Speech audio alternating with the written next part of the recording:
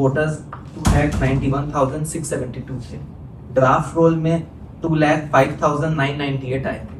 उसमें काफ़ी जो लोग नहीं आ पाए वो लोग थे जो नॉट फाउंड हुए या जो भी रिपोर्ट हुआ।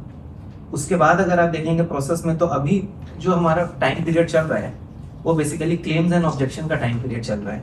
अगर क्लेम्स एंड ऑब्जेक्शन का आप टाइम पीरियड देखेंगे तो जो period for filing of claims and objection वो है 10/7/2026 से 9/8/2026, और पैरेलली इसका नोटिस और डिस्पोजल भी चल रहा है हमारा।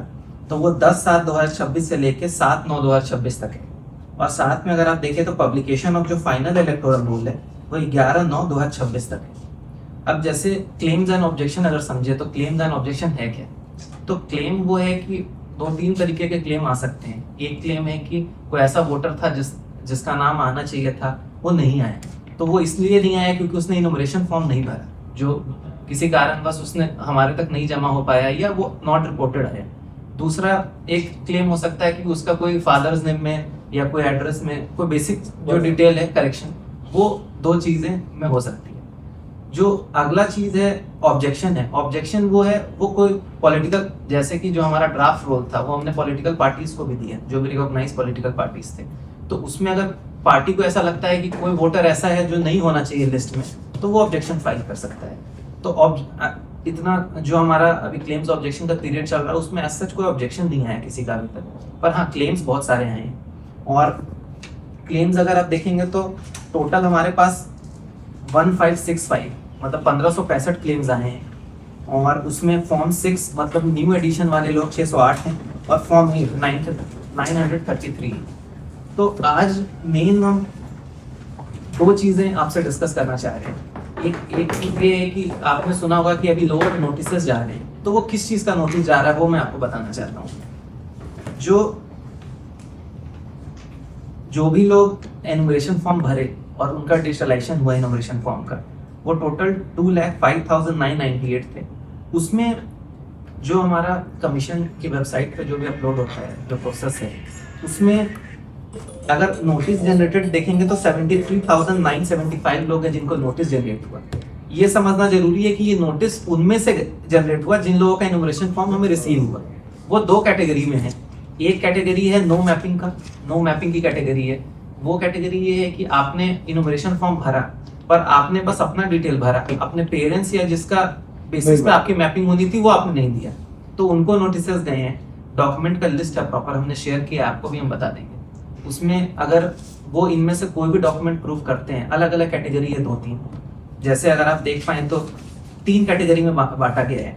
एक है अगर आपका बर्थ 1/7/1987 से पहले हुआ, एक कैटेगरी ये है। दूसरा है अगर आपका बर्थ 1/7/1987 से लेकर 2/12/2004 तक हुआ है, वो एक अलग कैटेगरी है। और एक कैटेगरी है 2/12/2004 के बाद।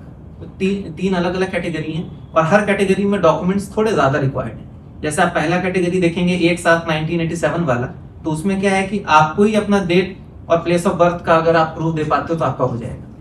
फिर अगले में आप आएंगे तो एक डॉक्यूमेंट और जाता है, उसमें आपको फादर या मदर में से किसी एक का देना है अपने साथ। और थर्ड कैटेगरी में देखेंगे तो फादर मदर दोनों का देना है, तो वो उसमें इशू नहीं है। जो डॉक्यूमेंट्स का अगर लिस्ट आप देखेंगे 13 डॉक्यूमेंट के लिस्ट हैं, वो हमने ग्रुप पे भी शेयर किया था। उसमें 13 डॉक्यूमेंट बहुत अलग अलग हैं, पर मेन डॉक्यूमेंट्स में जो जनरली जो लोगों के पास होता है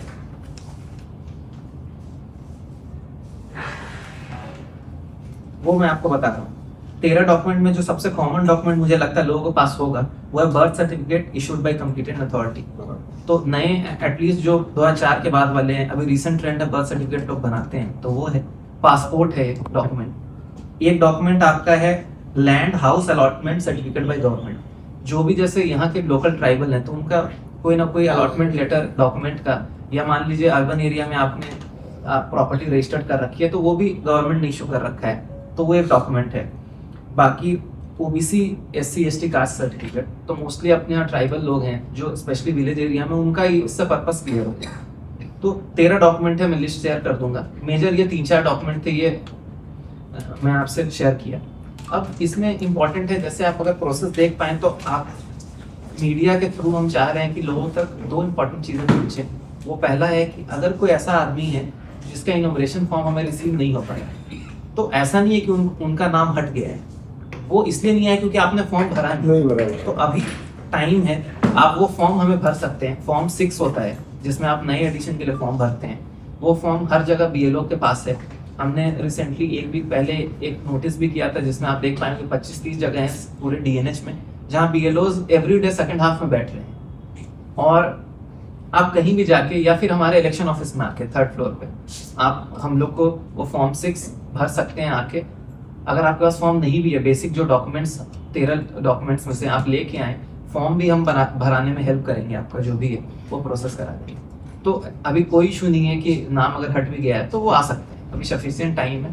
प्रेफरेबली आप 9 तारीख तक आ जाएं, जो हमारा प्रोसेस चल रहा है उसमें। बाकी एक चीज समझना जरूरी है कि अभी चूंकि हमारा कोई अपकमिंग इलेक्शन नहीं है अभी ऐसा, तो कोई कट ऑफ डेट रोल के लिए तो है, बट उसके बाद भी एडिशन होता रहेगा।